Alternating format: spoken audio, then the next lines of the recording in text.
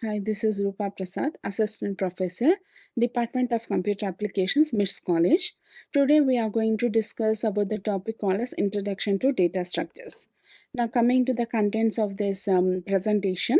So first we are going to discuss what is the data structures, all those things.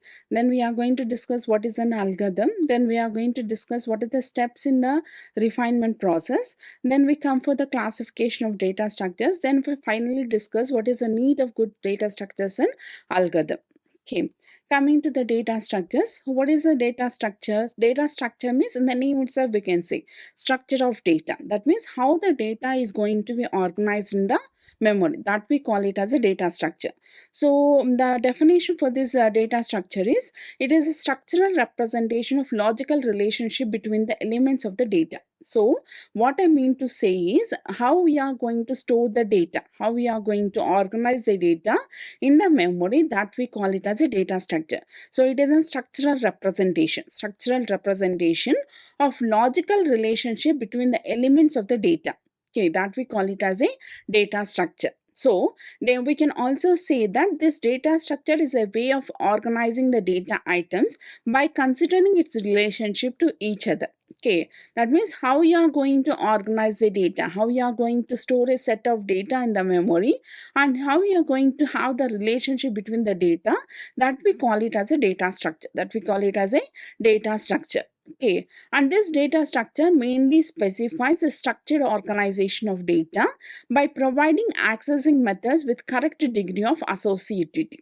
Okay, and this data structure affects the design of both structural and functional aspects of a program. So in order for the efficiency of this program, the data structure plays an important role. How we are going to store the data, how we are going to organize the data in the memory, that plays an important role for the execution of this program, because the program mainly depends on the data only. It has to fetch the data and it has to execute the instructions. So how you are going to organize the data plays an important role.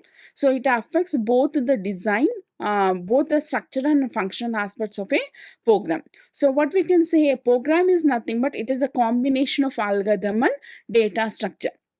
So what is the algorithm? What are the steps we are going to write in the program, and what are the data structure we are going to use, that defines the program, that defines the efficiency of the program. And this data structure, we can also say that the data structure is the building blocks of a program, and the selection of a particular data structure will help the programmer to design more efficient programs. We have already said the efficiency of the program depends on the choice of the data structure. So if we choose a particular data structure, for example, suppose you are going to store a data. If you are going to store a data, similar data, then what is the data structure we may take? We may take the array data structure, so that all the data will be in a sequential order. And that too, if we consider for the memory utilization, then we can go for the linked list. That is a different type of data structure. So selection of the particular data structure will help the programmer to design more efficient programs. So data structure plays a very important role in the efficiency of the program and in the design of the program also. Okay, so the representation of particular data structure in the memory is called as a storage structure. We are calling this phenomena as a storage structure. That means representation of particular data structure in the memory is called as a storage structure. And we can represent the data structure in both main memory and the secondary memory. If we store in the secondary memory, it is called as a file structure. It is called as a file structure. Okay, so that, and this data structure should be represented in such a way that it utilizes maximum efficiency. Okay, so for that purpose only we are having so many data structures. So it has to utilizes the maximum efficiency. And coming to the algorithm, so what is meant by an algorithm? Algorithm is nothing but it is a step-by-step finite sequence of instructions to solve a well-defined computational problem. Suppose if you have a problem, then that problem has to be solved. Then what you have to make is you have to design the algorithm. That means what algorithm is nothing but the step-by-step instruction, step-by-step sequence of instructions to solve a well-defined computational problem. Okay, so to solve any complex problem, first we define the problem. Second step is to design the algorithm to solve that problem. So to solve any problem, so what we have to do, first you have to define the problem. You must know what is that problem. First you have to define the problem. Define the problem means you have to understand the problem. What is that problem? If you understand that problem, then you can able to design the algorithm how you have to solve that problem. That means you have to design the step-by-step procedure in order to solve that problem. Okay, and there are some steps involved when converting a problem to a program. Okay, so you are having a problem. Okay, and you are going to find the solution in the form of a program. So in order to convert a problem to program, we have some steps are there, and those steps are called as a stepwise refinement techniques. We call it as a stepwise refinement techniques. We will see what are these steps in refinement process. So if we have a appropriate mathematical model for a problem, then we can write informal algorithm. Okay, so we have a model in order to solve a problem. Then we are going to write an algorithm which is an informal format. That is, we are using general instructions in order to solve this problem. After writing this general instruction, we have to convert these general instructions to a definite instructions. That is called as you are going to design a formal algorithm.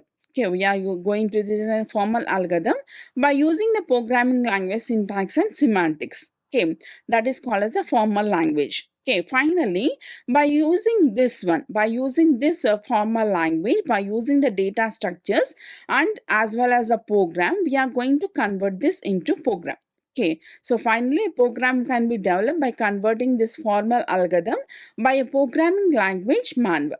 Okay, those are the steps in the refinement process, that is converting a problem into a program.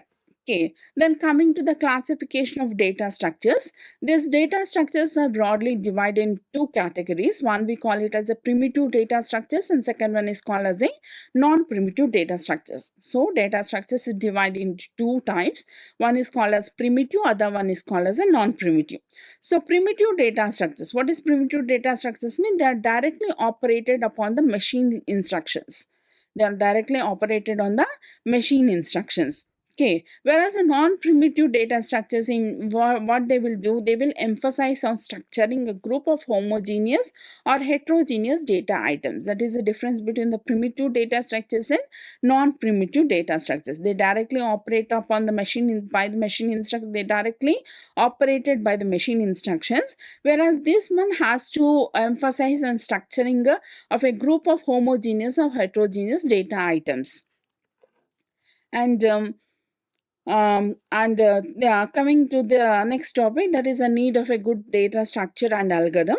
So what is the need for good data structure and algorithm is, these are some reasons. The first reason is efficiency. The first reason, what we call it as efficiency. That means the data structure, why you are going for a good data structures means in order to improve the efficiency in terms of time complexity and in terms of the space complexity also. Okay, so time complexity and space complexities plays a very important role in the efficiency of the program. So a well-designed algorithm reduces the time required to execute the task. Anyone can write the algorithm. For any problem, we can have the step-by-step sequence. But that step-by-step sequence should reduce the time in order to execute the task. Okay, whatever the time required to execute that particular task, that time has to be reduced. Like that, we have to design an algorithm. Okay, and how this data structure also involved in that one. Okay, choice of the data structure also plays an important role for minimizing the time complexity. In the same manner, we have to consider the space complexity also. Optimized algorithm also conserve the memory by reducing the space complexity, ensuring that large applications use resources efficiently.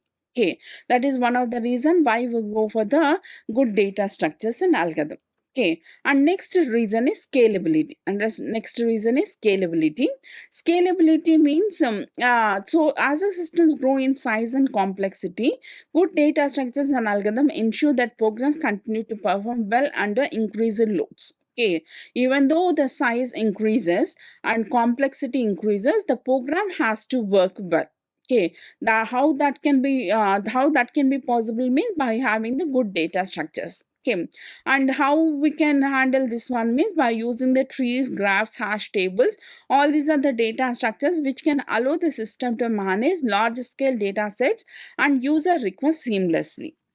And the third reason why we need for the good data structures and algorithm is maintainability and reusability. So code written with clear, efficient algorithms and well chosen data structures easier to maintain, extend and debug. Okay, in order to maintain the code, in order to extend the code, and in order to debug the code must have the efficient algorithm and it must have a well chosen data structure. For example, algorithms like sorting, searching, graph traversal can be reused, okay, in multiple projects, saving time in the future development. And another reason for this one is problem solving.